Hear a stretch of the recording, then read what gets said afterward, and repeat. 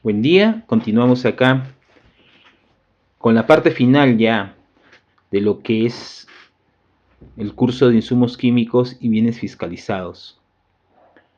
Un tema muy trascendental con la coyuntura que se vive no solamente en nuestro país, sino también a nivel mundial, donde nosotros observamos realmente que este es un problema que conlleva no solamente a un cierto sector, porque si hablamos de insumos químicos y bienes fiscalizados, para poder elaborar drogas ilícitas, estamos sabiendo que tiene que ver con medio de transporte, rutas fiscales, un régimen especial en ciertas zonas del país, pero también me conlleva a ver lo que es la minería ilegal, ¿no?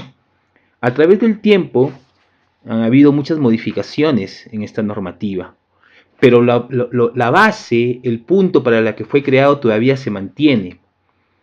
Uno de los puntos que ustedes han escuchado en la anterior ponencia es que el ácido clorhídrico ya ha sido prácticamente separado de la lista de insumos utilizados para uso doméstico, porque antes usábamos claramente el ácido muriático. Simplemente pues es ácido clorhídrico que con una barra de fierro se le da una movidita y toma el color amarillento, ¿no? Entonces, estos puntos de alguna forma han tratado de mejorarse a través del tiempo, pero de todas maneras la esencia de las actividades que se deben controlar pues son importantes, desde que es la producción, de lo que es la venta, de lo que es la compra local, hasta el servicio de almacenamiento, servicio de transporte, almacenamiento y transporte. No olvidar que son actividades que pueden sonar parecidas, pero realmente en la definición son diferentes.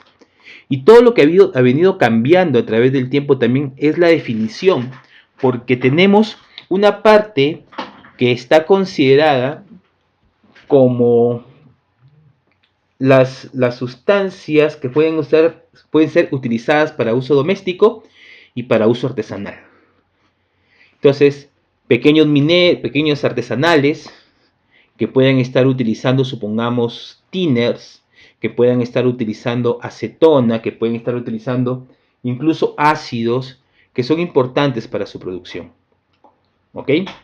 Entonces, esas definiciones ha conllevado a grandes problemas y, entre comillas, sacadas de vueltas de muchas personas. Cuando teníamos la oportunidad de estar justamente en zonas de régimen especial, en este caso aparte de Ayacucho, Junín, entonces todas estas incertidumbres nos conllevaba a cuál era el límite que nosotros deberíamos establecer. Entonces, no se olviden que anteriormente el ácido clorhídrico, ácido muriático, se podría vender para uso doméstico en presentaciones de 1 litro y 2 litros. Pero ¿qué es lo que pasaba? Simplemente aquí venía el trabajo de hormiga. Y ese trabajo de hormiga pues implicaba, que lo viví yo en Ucayali, implicaba que un sábado una persona compraba 2 litros supuestamente para su inodoro, luego llegaba el día martes, compraba 2 litros más, luego el día jueves 2 litros más. Ese baño realmente estaba pues, ¿cómo estaría, no? Y al final pues se llegó a la conclusión que en un mes este señor había comprado pues cerca ya de 26 a 28 litros.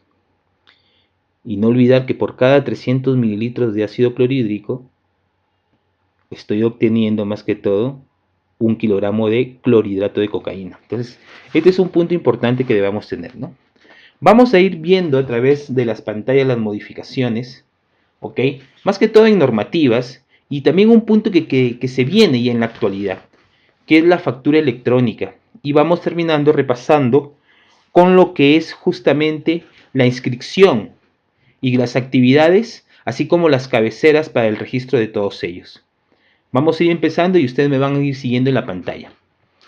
¿Qué es lo que pasa? Cuando nosotros, ¿está bien?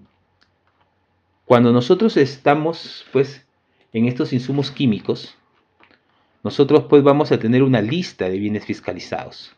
Esta lista de bienes fiscalizados simplemente la van a encontrar en SUNAT, ¿ok? Donde van a encontrar ustedes todos estos requisitos. Todos estos. Y nace la lista de bienes fiscalizados. Y acá me conlleva algo muy importante, ¿no? Que estas concentraciones, que hasta son las modificaciones más contundentes que se han realizado.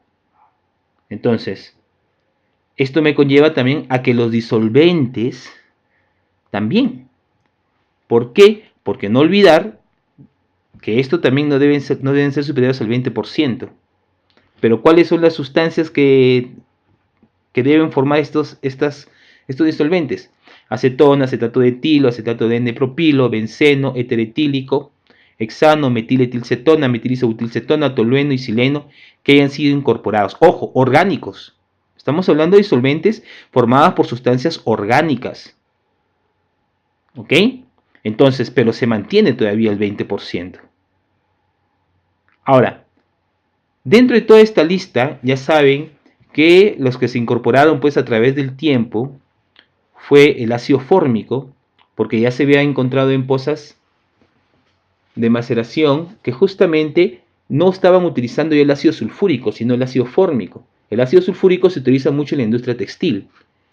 Entonces, para poder encontrar un reemplazante en la industria textil, optó por usar el ácido fórmico. Realmente no le dio muy buenos resultados, pero al menos podían trabajar.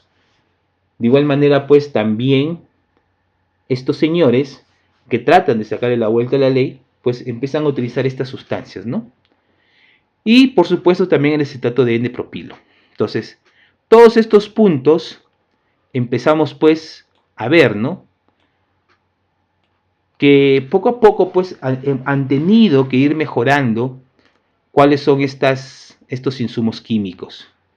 De igual manera, aquí también han cambiado las concentraciones y los porcentajes en cada uno de ellos.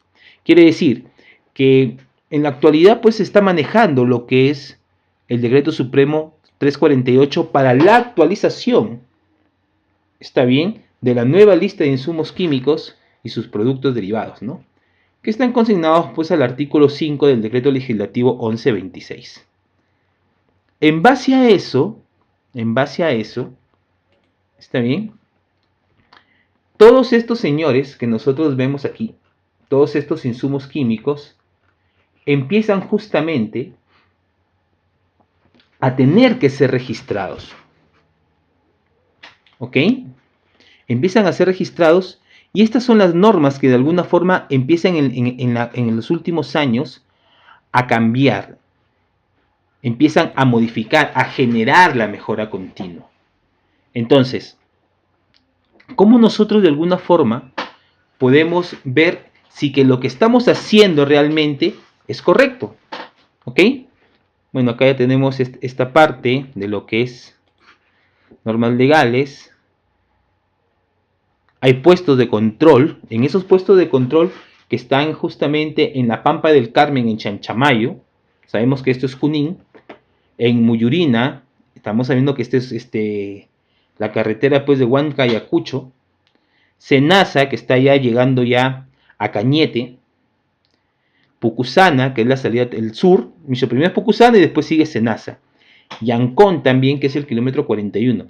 Se estaba consignando un puesto de control también en Corcona, que es la salida al centro del país desde Lima, ¿no? No está considerada todavía. Entonces, estos puntos son los puntos donde uno, de alguna forma, va a estar controlado por la Superintendencia Nacional de Administración y Aduanas, ¿no? Con su rol, pues, con su gerencia, pues, de fiscalización de insumos químicos y la Intendencia Nacional de Insumos Químicos y Bienes Fiscalizados. Entonces, con todo esto, ¿está bien? Se lanzó lo que es un decreto supremo, el 10, el número 10. Este decreto supremo número 10, de alguna forma, ha sido en la actualidad derogado. ¿Por qué? Porque simplemente no ha sido aplicado en ningún momento. Nosotros vamos a ver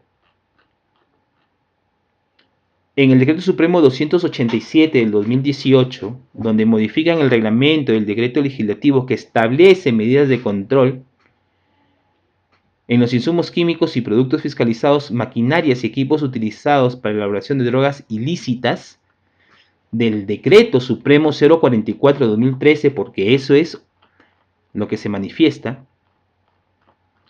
Luego más adelante sale lo que es el Decreto Supremo 010-2015-EF.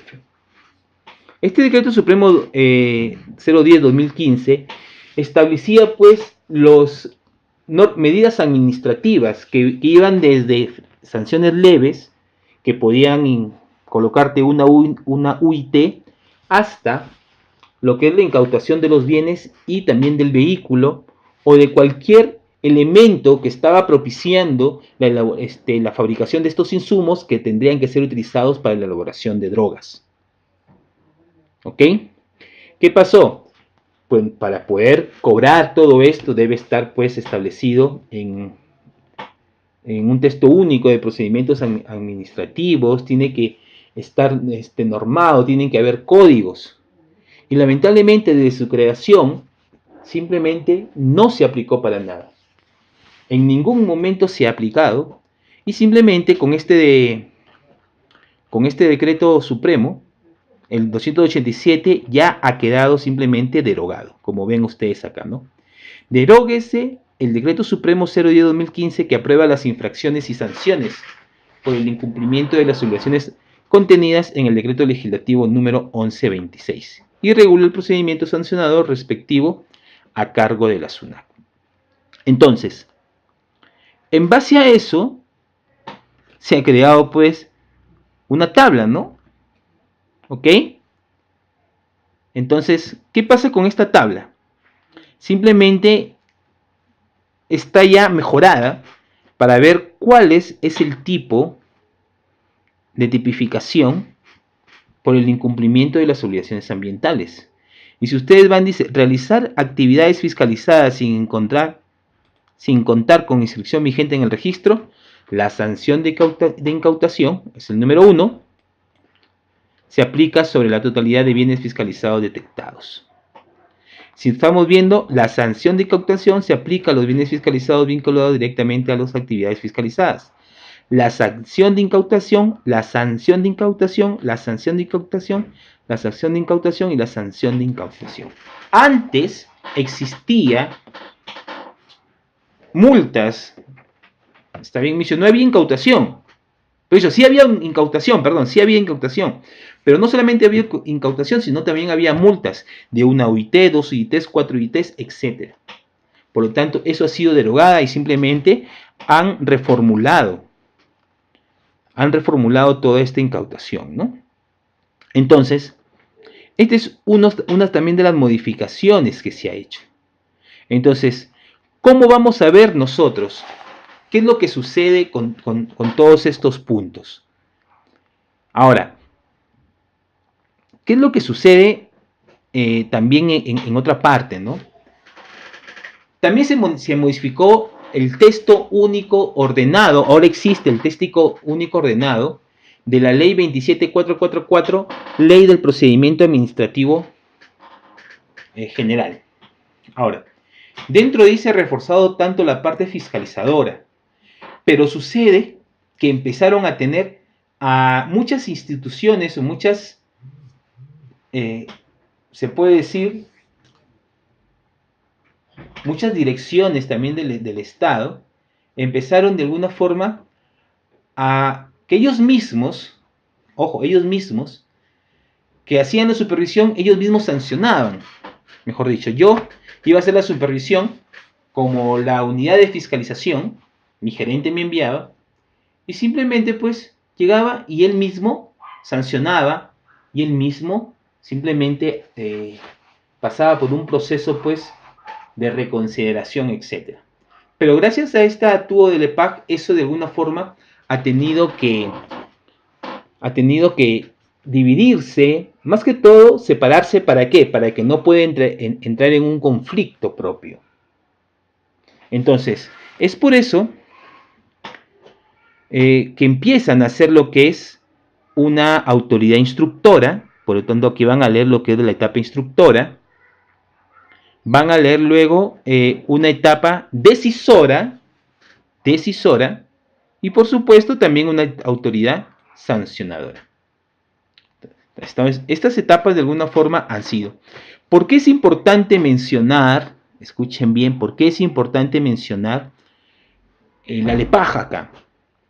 Porque en todo el Estado, el estamento del Estado, en todas estas oficinas, en todas estas direcciones, en todas estas entidades, deben acomodarse a la LEPAJ. Y cada supervisor, cada fiscalizador que va a tener la forma, ojo, que va a tener la suerte, la ventaja de supervisar, escuchen bien, va a tener que ceñirse a lo que es este tubo de la LEPAJ.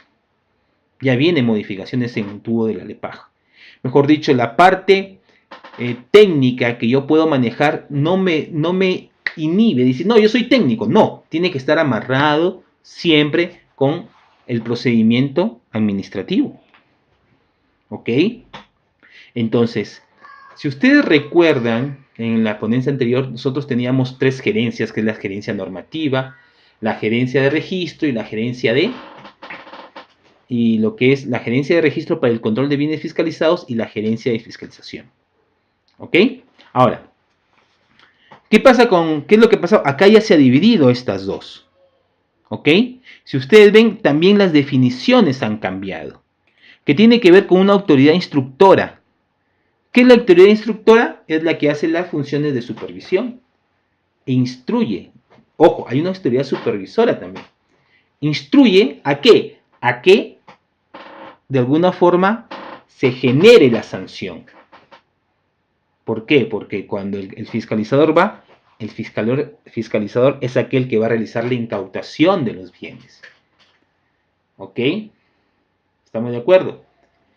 Y si de alguna forma pues es un local, pues también pasará a un procedimiento administrativo sancionador, por lo tanto se tiene que tener una autoridad sancionadora. Y en este caso se le han dado a la gerencia normativa y la autoridad instructora se le han dado a la gerencia de fiscalización. Entonces, es importante saber diferenciar autoridad supervisora, autoridad instructora, ¿está bien? Autoridad sancionadora, incluso luego hay otra autoridad que es una autoridad de segunda instancia. Entonces, todos estos términos son importantes de tener en cuenta. De igual manera también, en el artículo 81 de este decreto supremo, se habla de la sanción de incautación. La sanción de incautación aplicable a todas las infracciones contenidas en la tabla mencionada en el artículo anterior prevalece por la especialidad sobre cualquier otra sanción o medida administrativa de desposesión, desapoderamiento o privación de la propiedad, que resulte aplicable sobre los mismos bienes o medios de transporte, aun cuando exista la posibilidad de sustitución por otra sanción administrativa, salvo la sanción de incautación aplicado conforme a los dispuestos a los artículos 31 y 32 de la ley. Ahí sí te incautan todo. Camión, chofer, camión, bienes, el chofer se va preso, etc. ¿Estamos de acuerdo? Es por eso que es importante tener en cuenta. Por eso le dan mayor potestad en la etapa sancionadora. Recibido el informe final de instrucción. ¿Quién da el informe final de instrucción?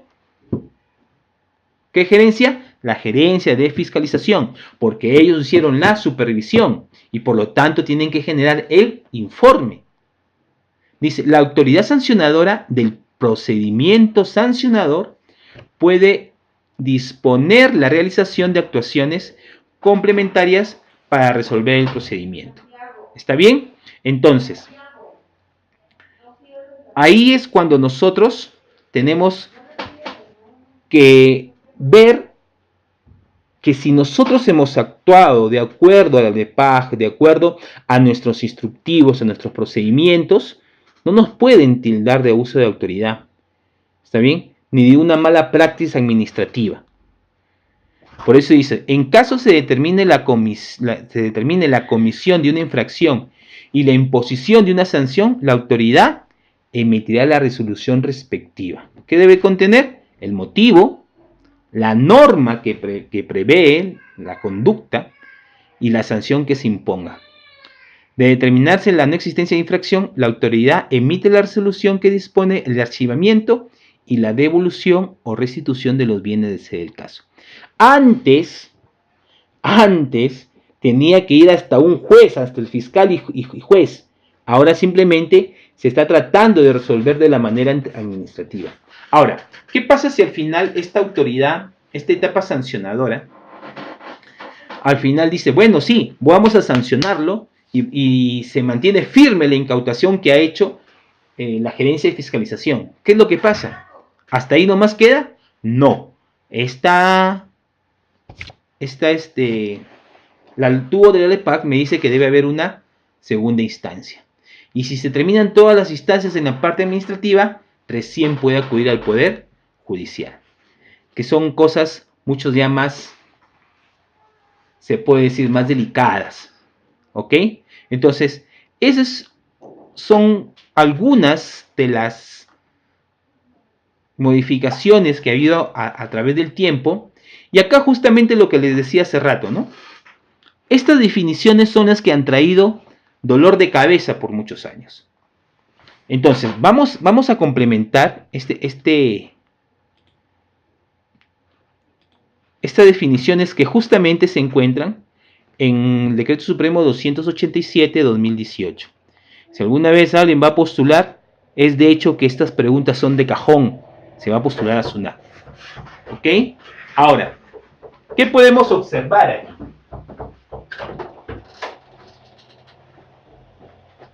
Usuario. ¿Qué es el usuario? Es la persona natural o jurídica. A las asociaciones indivisas u otros entes colectivos que desarrollan una o más actividades señaladas en el artículo 3 de la ley. ¿Y cuáles son las actividades señaladas en el artículo 3 de la ley? Que cuenten o no con inscripción. ¿Alguien se acuerda cuáles son? Eso lo vamos a ver de aquí en unos instantes. ¿Por qué? Porque acá tenemos nosotros justamente estas actividades, ¿no?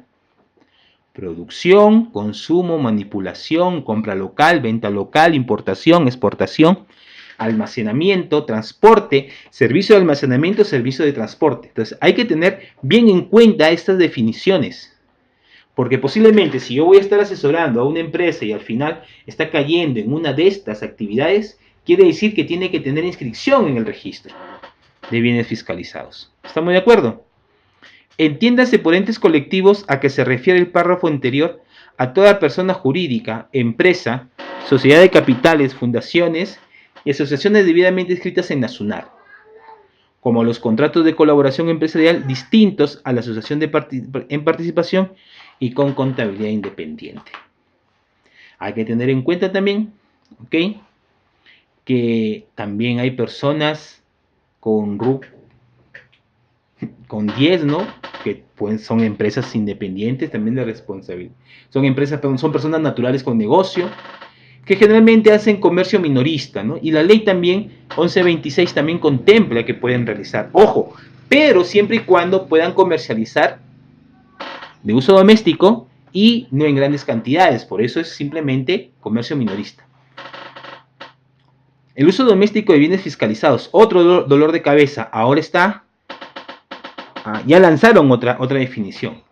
A la actividad propia del hogar, empleando insumos químicos y productos considerados de uso doméstico, así como la utilización de estos en actividades iguales o similares al hogar por el usuario.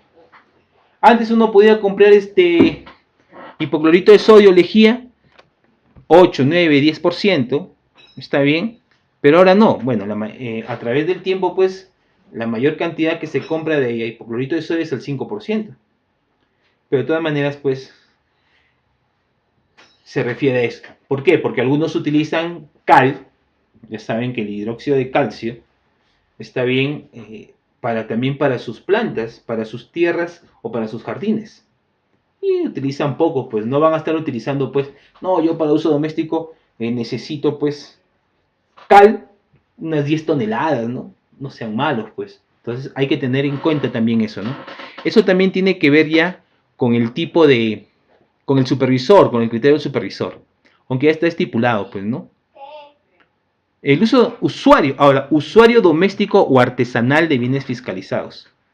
Al usuario que adquiere los bienes fiscalizados considerados para uso doméstico o artesanal. ¿Ok? Entonces, para realizar exclusivamente uso doméstico o actividad artesanal, según corresponda. En el caso del usuario artesanal, ojo, esto es lo que no estaba en la ley anterior. Existe el Registro Nacional del Artesano, establecido pues por la ley 2903, en el artículo 30, que es la ley del artesano y el desarrollo de la actividad artesanal. Mientras que el comerciante minorista, a los que les decía hace rato, el usuario que realiza la actividad fiscalizada de comercialización de bienes fiscalizados considerados para uso doméstico y o artesanal, en las presentaciones y hasta por las cantidades señaladas mediante decreto supremo respecto de la venta realizada al usuario doméstico o artesanal de los bienes fiscalizados. El uso artesanal de bienes fiscalizados a la actividad propia del artesano, empleando insumos químicos considerados de uso artesanal para la elaboración de productos de artesanía, ¿no? Ya sea de forma manual o con ayuda de herramientas manuales, incluso medios mecánicos, siempre y cuando el valor agregado principal sea compuesto por la mano de obra directa y esta continúe siendo el componente más importante del producto acabado. Entonces, hay que tener en cuenta también todo esto, ¿no? ¿Ok? Entonces, basado en todo esto, es lo que estas definiciones conllevan pues a llevar un mejor control, porque antes no se sabía, oye, ¿qué es un usuario doméstico? ¿Qué es un usuario artesanal? Entonces las definiciones han ido cambiando. En la actualidad hay que concentrarse en estos puntos. ¿Ok? Entonces, eso es con respecto a este artículo, lo más resaltante. Ustedes van a tener la oportunidad de leer, de ver y todo lo demás. ¿Ok?